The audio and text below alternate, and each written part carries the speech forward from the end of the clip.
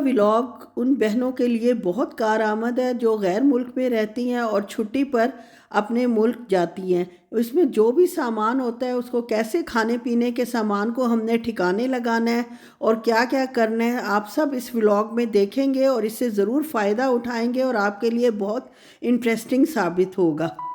अस्सलामुअलैकुम, क्या हाल हैं आप सबके। उम्मीद है सब खैर खैरियत से होंगे। अल्लाह ताला हमेशा हम सब को अपने हिफ्ज़ व अमान में रखे, आमीन सुमा आमीन। सबसे पहले जो मैंने आपको दिखाया है उसमें डीप फ्रीज़र साफ़ किया गया है। इतना गंदा नहीं था लेकिन बंद करके जाना था। थोड़ा सामान था जो मैंने पाकिस्तान आने से पहले ख़रीदना बंद कर दिया था, वो हमने पुराने फ्रीज़र में ही रख दिया और फ्रीज़र को बिल्कुल ख़ाली करके उसके बाद यानी मेरे हस्बैंड और मेरी बेटी ने उसको साफ़ कर दिया अच्छी तरह और चमका दिया। वो भी मैं आपको दिखाऊंगी उन्होंने कैसा साफ़ किया है। और इसके बाद देखें जनाब, लहसुन मेरे पास काफ़ी सारा पड़ा हुआ था। लहसुन यूज़ भी ज़्यादा करना चाहिए और मैं करती भी हूँ। दो जो पॉट्स हैं, दो पोथियाँ जो हैं वो मैं एक दफ़ा सालन में यूज़ करती हूँ, इसलिए मैं अक्सर हर हफ्ते ही ख़रीद लेती हूँ जब भी ग्रॉसरी के लिए जाती हूँ।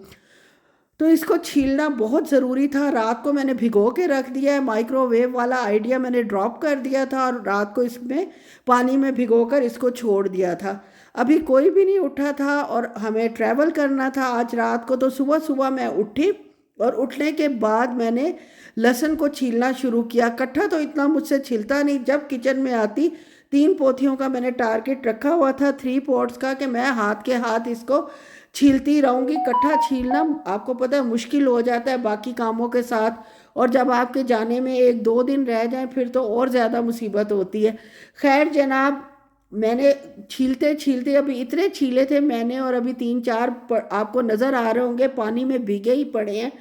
तो ना भूख लग गई मुझे, और नाश्ता वही मेरा अक्सर यही मैं करती हूँ कि चिया सीड्स हो गए, फ्लैक्स सीड्स हो गए, इन सबको जनाब दूध और दही में मिक्स किया। साथ आज एप्पल आधा पड़ा हुआ था जो बेटी ने बचाया था, उसको यूज़ कर लिया। साथ कॉर्नफ्लेक्स और दूसरे जो मैं यूज़ करती हूँ शुगर फ्री, वो सीरियल इसमें डाल लिया और बस जनाब इसको अच्छे से मिक्स किया और इन्जॉय किया। साथ एक बॉइल्ड एग ले लिया और बहुत अच्छा मज़े का नाश्ता जो है वो मेरा तैयार हो जाता है। लहसुन छीलते छीलते इतनी भूख लगे कि मुझे बीच में छोड़कर जाना पड़ा। वैसे भी मैं लगातार ज़्यादा काम हो तो इकट्ठा नहीं करती, वक्फे वक्फे से करती हूँ। और ये आप लोगों के लिए भी अच्छी टिप है कि बजाय एक दफ़ा बंदा परेशान हो के 1 किलो लहसुन हमने छीलना है, उसको भिगोएं पानी में, रात भर छोड़ दें, सुबह जब किचन में आए 2-3 पोथियाँ छील दें, और मेरे ख्याल में ये बड़ी जल्दी छीली जाती हैं और थकावट भी ज़रा नहीं होती और दूसरा काम भी हाथ के हाथ चलता रहता है। मैं नाश्ते से फारिग हुई हूँ तो हस्बैंड साहब को पता चल गया कि इसने नाश्ता कर लिया और मैं कहीं पीछे ना रह जाऊँ इससे। वो भी माशाल्लाह पहुँच गए हैं अपनी जगह पर जहाँ बैठकर वो नाश्ता करते हैं। वो तो अंडा लेंगे और अंडा जो है वो ऑमलेट आज उनके लिए बनेगा। बादाम भिगोए हुए थे सबके लिए जो मैंने अपने भी नहीं खाए थे, वो भी इसमें जनाब बादाम भी छील लेती हूँ और सबको तकसीम कर देती हूँ बराबर बराबर कि किसी के साथ बेइंसाफ़ी ना हो। इसको साइड पे रखा जाता है और जनाब बेटी के नाश्ते में आज जाएगा ये स्विस रोल, आखिरी पड़ा हुआ था, और पिज़्ज़े का एक पीस जो हम पिज़्ज़ा हट गए थे इसकी बर्थडे सेलिब्रेट करने के लिए, तो उसमें जितना पिज़्ज़े बचे थे उसके एक एक पीस करके हमने ख़त्म कर दिया। और आज ये आखिरी पीस था जो इसको मैंने दे दिया नाश्ते में, और इसका नाश्ता वो उठा के ले गई है अपना।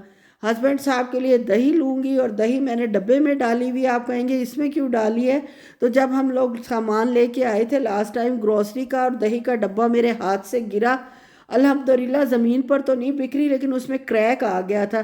क्रैक आने की वजह से उसमें से पानी जो था दही का निकल रहा था, तो मैंने फटाफट निकाल कर डब्बे में डाल ली ताकि यूज़ हो सके। और अल्हम्दुलिल्लाह इतनी बरकत वाली ये यूज़ हुई है कि 2 हफ्ते ही चल गई। खैर जनाब, ऑमलेट तैयार कर लेते हैं अब। नाश्ता औरत का तो ये काम है कि जितना भी काम हो वो रूटीन के काम तो उसके तीनों वक्त के खाने के, चाय के, ये सब कुछ करना ही पड़ता है।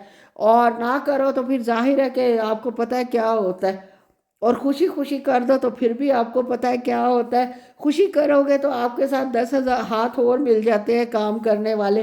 बेटी भी काफ़ी हेल्प कर देती है, हस्बैंड साहब भी काफ़ी हेल्प कर देते हैं। बर्तन भी मैं जनाब लहसुन से जब हटी हूँ तो बर्तन धो लिए थे। ये बाद में इन लोगों के नाश्ते वाले हैं, बेटी के और हस्बैंड के। बेटी तो खैर अभी लाई नहीं है। ये हस्बैंड साहब के नाश्ते के बर्तन हैं, ये भी मैं हाथ के हाथ धो लूँगी ताकि किचन को साफ़ करके साइड पे कर दूँ। और मेरे पास अभी जनाब आलू भी पड़े हुए हैं और प्याज भी पड़े हुए हैं, उन्हें भी ठिकाने लगाना है। जाने की खुशी तो बहुत होती है अपने मुल्क, लेकिन सामान अब इतना पूरा पूरा भी बंदा नहीं ले सकता कि उसको जनाब मतलब इस तरह ले के ख़त्म हो जाए। सबके साथ ही ऐसा होता है कि कभी भी पूरा सामान किसी का भी ख़त्म नहीं होता। लहसुन तो खैर मैं जान के ज़्यादा ही स्टॉक रखती हूँ, हमारे घर में लहसुन का इस्तेमाल बहुत ज़्यादा होता है। खैर जनाब, इसको मैंने लहसुन छिल गए थे बर्तन धोने के बाद, जो 3-4 पोथियाँ पड़ी थी उनको भी मैंने छील लिया था और उसमें ऑयल डालकर इसकी पेस्ट बना लेते हैं। और ये जो इतना जॉइंट साइज़ मैंने जनाब आइस क्यूब वाला सांचा लिया हुआ है, इसमें अब मैं ये डाल दूंगी और इसकी छोटी छोटी क्यूब्स बना लूँगी और इसको फ्रीज़ कर दूंगी। पहले सांचे को ही ज़ाहिर है फ्रीज़ करूंगी और इसमें से क्यूब्स निकाल कर वो भी इंशाल्लाह आपके साथ शेयर करूंगी। अगर मुझे क्लिप लेना याद रहा इस अफरा तफरी में, तो सामान भी पैक करना, और सामान की पैकिंग तो दुनिया का सबसे बड़ा मैं कहती हूँ मतलब हार्ड टास्क है, मुश्किल काम है सामान को पैक करना। हम लेते जाते हैं और जब पैकिंग का वक्त आता है तो समझ नहीं आती कि उसको कैसे एडजस्ट करना है। खैर जनाब, ये सारे 3-4 चक्रों में मैंने ऑयल डाल डाल कर पीसा है। वैसे तो ऑयल फ्रिज में डालना हो तो आप ऑयल डालें, ऑयल डालकर पेस्ट बनाएं और तो फ्रिज में वो महीना 2 महीने भी उसका कलर चेंज नहीं होता। लेकिन क्योंकि मैंने फ्रीज़ करना था और आदत पड़ी हुई थी ऑयल डालने की, तो मैंने फ्रीज़र में ही फ्रीज़ करने के लिए भी ऑयल ही डाल दिया। उसको ट्रे तैयार हो गई थी, उसको फ्रीज़र में रख दिया। और अब जनाब किचन की सफाई करूँगी। ये मेरा उबला हुआ एग पड़ा है जिसको खाने को बिल्कुल दिल नहीं किया, क्योंकि काफ़ी काम जब इकट्ठे हो जाएं तो भूख ही ख़त्म हो जाती है। चूल्हे को अच्छे से साफ़ कर लेती हूँ। चूल्हा तो खैर करना ही होता है, हर खाने के बाद ही चूल्हा साफ़ होता है। कभी खुश्का गिरता है, रोटी बनाओ, कभी कुछ होता है। अब तो जनाब गैस जो है पाकिस्तान में भी मर मर के आती है, तो मर मर के ही यहाँ भी सिलेंडर का पूरा अरेंजमेंट हुआ हुआ है। चूल्हा नया ख़रीदा गया है सिलेंडर के हिसाब से। मेरे हस्बैंड साहब जो हैं वो वहमी बहुत है, वरना वो बंदा तो कह रहा था कि कोई एक पुर्जा मैं चेंज कर दूंगा तो ये सिलेंडर पर भी चूल्हा जल जाएगा। लेकिन जनाब डॉक्टर साहब तो डॉक्टर साहब ही हैं, वो तो कभी भी वो इस बात पे राज़ी नहीं हुए। और सिलेंडर और किचन की सफाई ज़ाहिर है सबसे ज़्यादा मुझे किचन और बाथरूम का होता है। कहीं जाओ, और आप में से कई बहनें भी ऐसी होंगी जो किसी के घर जाते हुए वॉशरूम में घबराती होंगी कि वॉशरूम एक साफ़ बहुत होना चाहिए और एक किचन बहुत साफ़ होना चाहिए। ये दोनों चीज़ें साफ़ हों तो बंदा आराम से सारा दिन भी बहुत अच्छे तरीके से गुजार सकता है। अब ये करके आई हूँ तो ये जनाब गिफ्ट्स हैं जो पड़े हुए हैं अलमारी में, कोई कहाँ पड़ा है कोई कहाँ पड़ा है। और अब जनाब अल्हम्दुलिल्लाह पैकिंग का अमल जो है वो स्टार्ट हो चुका है। और ये जानिमाज़ मैंने रखी है, जानिमाज़ें इस दफ़ा लेके जा रही थी, काफ़ी अच्छी मिल गई थी लूलू से, और हैं भी गफ़ और मोटी। और पाकिस्तान में भी हमारे घर में जानिमाज़ों की वैसे कमी ही है। माशाल्लाह सभी नमाज़ पढ़ते हैं और कोई गेस्ट वगैरह आ जाए तो वो भी नमाज़ पढ़ता है। और ये बेटी ने मेरी करेक्शन कर दी है कि आपने इसको इस तरह रखना था, हॉरिजेंटली रखना था, वर्टिकल आपने नहीं रखना था। खैर जनाब, इस दफ़ा मैंने राइस कुकर लिया है पाकिस्तान ले जाने के लिए, क्योंकि आपको पता है बिजली वहाँ बहुत सस्ती हो गई है। और राइस कुकर जो है वो तो बिजली वैसे ही बहुत कम लेते हैं, मजाक कर रही हूँ, बिजली बहुत महंगी है। और मुझे वैसे शौक़ था कि मेरे पास दुनिया जहान की हर चीज़ माशाल्लाह माशाल्लाह मौजूद है।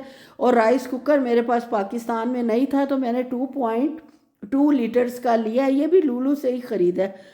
और अब इसको रखने का मसला, आपको पता है कि इसकी चादर भी इतनी मजबूत नहीं होती कि ये आप इसको बेफिक्री से रख सकें, जो बाहर वाला इसका कंटेनर होता है। तो खैर जनाब, अब आप देखें मैं इसको कैसे पैक करती हूँ। सेंटर में रखूँगी, साइडों पे कपड़े ठूसूँगी और इसके अंदर भी काफ़ी सारा सामान डाल दूँगी ताकि ये आराम से चला जाए और इसमें कोई जनाब गड़बड़ ना हो। कॉर्नर पे रख रही हूँ, लेकिन ये 10 दफ़ा इसकी पोजीशन चेंज होगी और 10 दफ़ा ये वापस अपनी जगह पर आएगा। और वो समझ नहीं आ रही, बेटी से भी मशवरा कर रही हूँ कैसे रखूँ, और वो अपने लिहाज से मशवरा दे रही है। खैर जनाब, किसी तरह एडजस्ट कर ही लिया है। और ये थोड़ा बहुत सामान इसके ऊपर रखूँगी। जान-नमाज़ इसीलिए नीचे रखी थी कि ताकि इसको नीचे से कोई नुकसान ना पहुँचे। अब जनाब आ चुकी हूँ फिर किचन में। आटा भी गूँधा हुआ ख़त्म था और बाकी आटा जो है वो मैं फ्रीज़ करके आ गई हूँ। बचा हुआ, ना कोई बिल्ली आटा खाती है ना कोई परिंदा है, ऐसे माशाल्लाह हमारे है ना सिस्टम।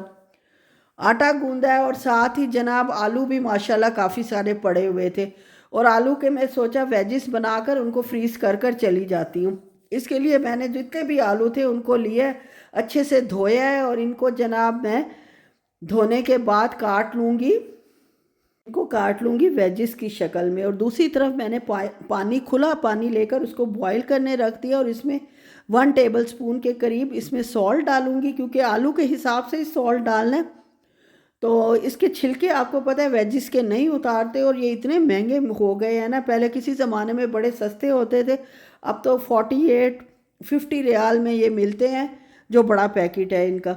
तो घर में बहुत अच्छे और मज़े के बन जाते हैं। अगर आप लोग इस तरीके से इस रेसिपी को ट्राई करेंगे तो यकीनन आपके वेजिस बाज़ार से भी बहुत अच्छे बनेंगे। जब पानी उबलने लगा है तो इसको मैंने डाल दिया है। पानी के अंदर आलू को 2 हिस्सों में लंबाई के रुख काटा था और एक हिस्से के 3 वेजिस मैंने काटे थे और 4-5 मिनट उबालने के बाद इनको मैंने निकाल लिया है छन्नी में और ठंडे पानी से इनको धो लूँगी, ताकि इनका टेम्परेचर जो है वो रिड्यूस हो जाए, ये फुल गल ना जाए। इनको बिल्कुल फुल नहीं गलाना। उसके बाद मैंने एक साफ़ चादर ली है या आप कोई टॉवल ले लें, एब्जॉर्बेंट पेपर ले लें और इनको 2 से 3 घंटे के लिए इसके ऊपर छोड़ दें ताकि ये बिल्कुल ड्राई हो जाएं। 2-3 घंटे बाद जब मैं किचन में आई हूँ तो माशाल्लाह ये बिल्कुल ड्राई हो चुके थे, सारा मॉइस्चर इनका ख़त्म हो चुका था। ये देखें, मैं हाथ में मल कर देख रही हूँ, कोई मॉइस्चर नहीं है। अब इन सबको हम कर लेते हैं इकट्ठा और इकट्ठा करने के बाद इसको जनाब हम कोटिंग करेंगे। एक ख़ास स्पेशल जनाब मैं वो बनाऊंगी सॉल्यूशन सा, जो आपके साथ शेयर करते रही हूँ। सबसे पहले मैंने मैदा लिया है 2 टेबल स्पून के करीब। वेजिस के हिसाब से सब कुछ लेना होता है। और इसके बाद मैंने इसमें चिकन पाउडर डाला है, कुटी लाल मिर्च डाली है, गार्लिक पाउडर इसके अंदर जाएगा, येलो चिली पाउडर जाएगा, रेड चिली पाउडर जाएगा और इसके अलावा इसमें पेपरिका जाएगी। स्मोक पेपरिका डालें तो और ही मज़ा है, अगर वो नहीं है तो दूसरी पेपरिका जाएगी, ऑरिगेनो जाएगा और इस सब को हम अच्छे से मिक्स कर लेंगे। अगर आपके पास कोई भी टेस्ट मेकर है तो वो भी आप इसमें ऐड कर सकते हैं, उससे भी बहुत अच्छी टेस्ट आता है, बहुत अच्छी स्मेल भी आती है और टेस्ट भी आता है। इसके बाद जनाब इसको इतना पतला घोलना है जैसे पानी होता है, पानी से हल्का सा गाढ़ा।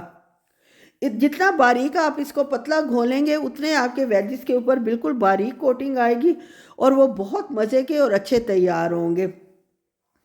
ये मैंने इसमें जनाब वही फ्लेवरिंग पाउडर जो मैं डालती हूँ वो डाल दिया। नमक मुझे थोड़ा सा कम लग रहा था, थोड़ा सा नमक ऐड किया और अब जनाब वेजिस को इनमें डुबो के इसके एक्स्ट्रा जो ड्रिपिंग है उसको हम रिमूव कर देंगे और एक एक वेज को हम जो है वो डाल देंगे, कोट करके डालते जाएंगे। और इसके बाद इसके ऊपर आपको पता है कि एक तय लगाने के बाद इसके ऊपर कोई पार्टीशन रखेंगे ताकि वो आपस में चिपके नहीं। और जनाब अभी ये सब तैयार करके मैं फ्रीज़र में रखने लगी तो हस्बैंड साहब का जनाब ऑर्डर आया कि मैं चाय के साथ जो है ये वेजिस ही लूँगा।